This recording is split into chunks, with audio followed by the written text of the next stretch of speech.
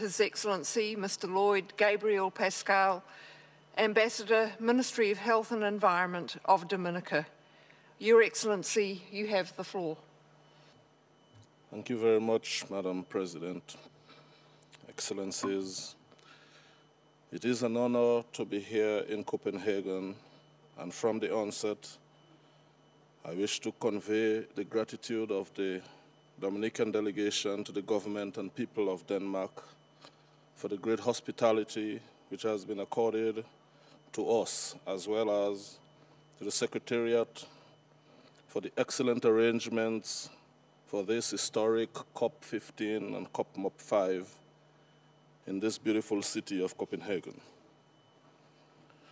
Madam President, the expectation of the government and people of Dominica is that we should leave Copenhagen with a legally binding outcome to address escalating climate change and the survival of our planet.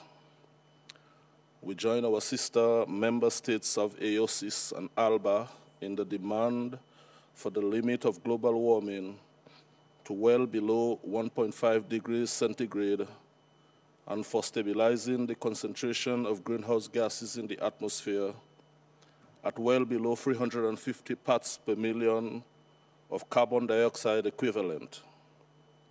We call on Annex 1 countries to reduce their emissions by at least 45% below the 1990 levels by 2020 and by more than 95% by 2050. Madam President, for small island vulnerable states like Dominica, adaptation to climate change is our highest priority.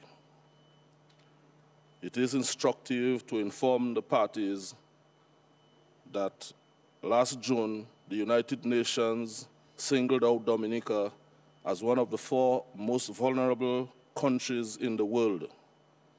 Given the priority accorded to adaptation, we seek the support of all parties towards ensuring that any outcome in Copenhagen must incorporate the special situation of small island developing states recognized by the Bali Action Plan, an international mechanism to address loss and damage from the annual cycles of hurricanes, floods, and drought, as well as national priorities for adaptation action.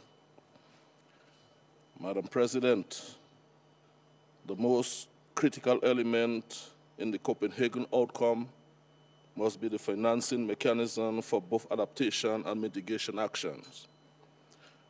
We commend the European Union for its bold financing agreement with emphasis on fast start funding and giving priority to small island developing states and least developed countries. We urge other Annex 1 countries to follow the example of the European Union without delay.